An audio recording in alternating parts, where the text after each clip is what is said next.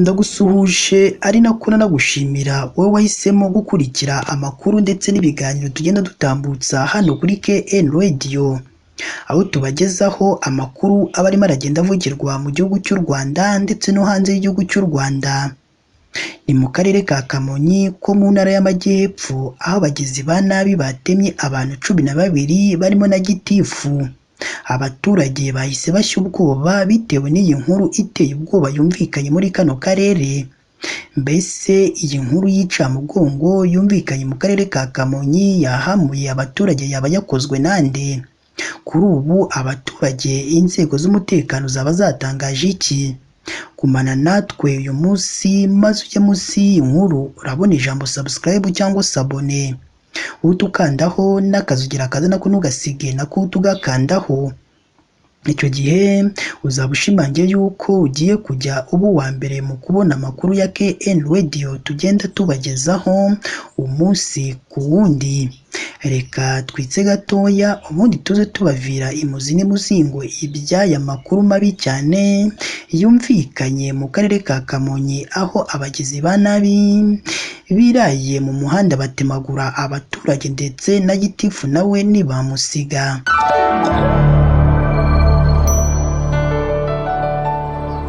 Reka nongere mbaye ikaze bakunzi ba KN Radio, aho tubagezaho amakuru aba arimo aragenda avugirwa mu gihugu cy'u Rwanda ndetse no hanze y'igihugu cy'u Rwanda. Ni mu karere ka Kamonyi ibikomeje kumvikana bikomeje gutera ubwoba abaturage batuye muri kano karere.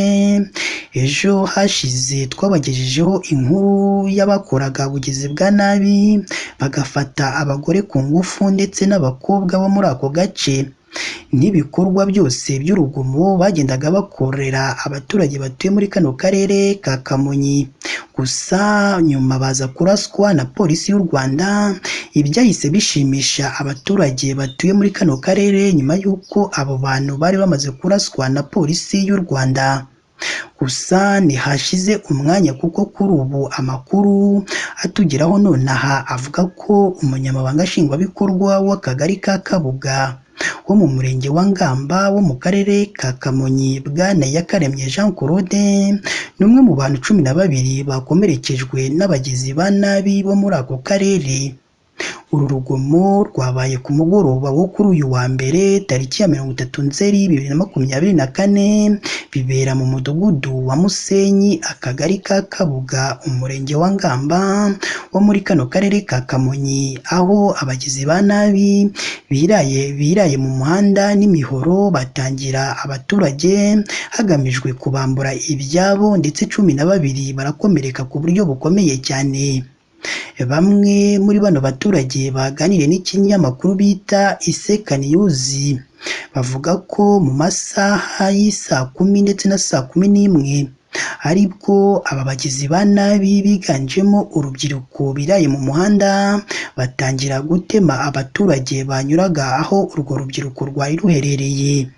Ibi byemejwe na ibi kandi bigarukwaho na Rutayisire mu magambo ye agira ati, urubyiruko nirwo turimo kubona cyane rwitwaza ibi bikangisho birimo imihoro n'imbwa, byatangiye birara mu mihanda batangira gutema no kwambura uwo bahuye wese. Uyu Rutayisire akaba ari umuturage utuye muri ako gace, akomeza avuga ko uru rugomo rukorwa n'abasore bakiri bato bishingiye ahanini ku businzi n'ibiyobyabwenge. Ati ni urugomo rushingiye ku biyoga banywa ndetse n'ibyo biyobyabwenge, kandi iyo bimaze kugenda gutya nta muntu n'umwe wagutabara urirwariza. Nk'ubu gitifu bamutemye ku kaboko arapfutse, none niba abantu batinyuka gitifu urumva hari umutekano waba uhari? Turasaba ko umutekano wacu wabungabungwa. Aya makuru kandi yemejwe n'umunyamabanga nshingwabikorwa w'umurenge wa Ngamba, Bwana Munyakazi, ku gicamunsi cyo kuri uyu wa kabiri tariki ya 1 Ukwakira 2024, uvuga ko muri uru rugomo hakomerekeyemo abantu 12, umwe akaba ari we urembye cyane, urembeye ku bitaro bya Remera Rukoma.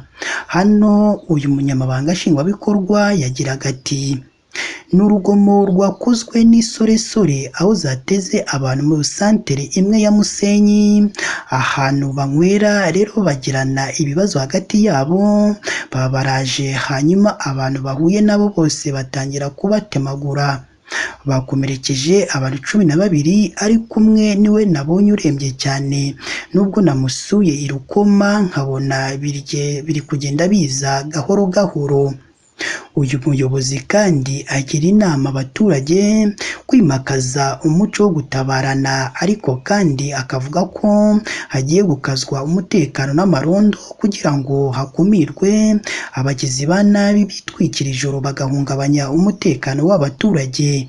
Aha uyu muyobozi yagiraga ati ubu tugiye gukaza amarondo kandi dushyire inzego z'ubuyobozi ku murongo kuko urabona ko harimo ikibazo cyo kudatabarana. Dukomeze ubukangurambaga abaturage bimakaze uyu muco kuko iyo abantu baba batabarana bano bana ntabwo baba bakomerekeje abantu bangana gutya. Kugeza ku masaha y'isaa 8 ubwo twakoraga iyi nkuru hari hamaze gufatwa abantu 4 bakekwaho kugira uruhare muri urwo rugomo. Bafashwe ku bufatanye bw'abaturage ndetse n'inzego z'ubuyobozi ndetse n'iz'umutekano, kandi igikorwa cyo gushaka abandi kiracyakomeje kuko ubuyobozi bw'umurenge buvuga ko hari n'abihishe mu bisheke biri mu gishanga cya Nyabarongo. Si ubwa mbere mu murenge wa Ngamba hagaragara ikibazo cy'urugomo gikorwa n'abiganjemo abakiri bato bitwaza ibikangisho, kuko mu bihe bitandukanye hagiye hagaragara ibikorwa by'urugomo rwitwaje ibikangisho birimo ibyuma, imihoro ndetse n'imbwa. Ibi bikaba ari byo bikomeje guhangayikisha abaturage batuye mu duce dutandukanye tw'uyu murenge. Iyi ni KN Radio ukomeje gukurikira, ishakira urukumbi ry'amakuru yizewe mu Rwanda ndetse no hanze y'u Rwanda. Iyi ni inkuru yumvikanye mu karere ka Kamonyi aho abagizi ba nabi batemye abantu 12 barimo na gitifu w'akagari ka Kabuga. Ibi byateye ubwoba abagiye batandukanye muri kano karere. Ni naha natwe dusoreje amakuru yacu y'uyu munsi. Icyakora niba ari ubwa mbere dusuye, ndakwinginze mukunzi wacu, jya munsi y'iyi nkuru urabona ijambo subscribe cyangwa se abone, utukandaho ndetse n'akazukira kaza nako ntugasige nako tugakandaho. Icyo gihe uzaba ushimangiye yuko ugiye kujya uba uwa mbere mu kubona amakuru meza ya KN Radio tugenda tubagezaho umunsi ku wundi.